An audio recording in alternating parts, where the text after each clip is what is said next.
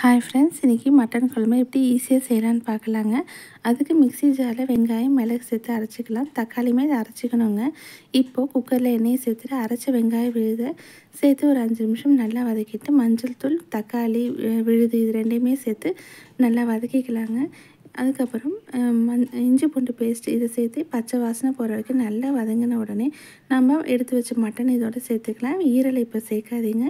நல்லா இதை மாதிரி வதங்கின உடனே குழம்பு மிளகாய்த்தூள் உப்பு இது ரெண்டையுமே சேர்த்து ஒரு 5 நிமிஷம் நல்லா வதக்கிட்டு மட்டன் வேக தேவையான அளவு தண்ணி சேர்த்து ஒரு 6லேருந்து 7 விசில் வச்சுக்கலாங்க. மிக்ஸி ஜாரில் தேங்காய் அரைச்சி எடுத்துக்கலாம். இப்போ நல்லா மட்டன் இந்த மாதிரி வெந்தோடனே நம்ம எடுத்து வச்ச ஈரலை இப்போ சேருங்க. நல்லாவே சாஃப்டாக இருக்கும். இப்போது இதில் தாளிப்புக்கு பட்டை கிராம்பு கல்பாசி இலை இது எல்லாத்தையுமே சேர்த்துட்டு வெங்காயத்தை பொடியாக நறுக்கி இதோட சேர்த்து பொன்னிறமாக வர வரைக்கும் நல்லா வதக்கி அதை சேர்த்துக்கலாங்க.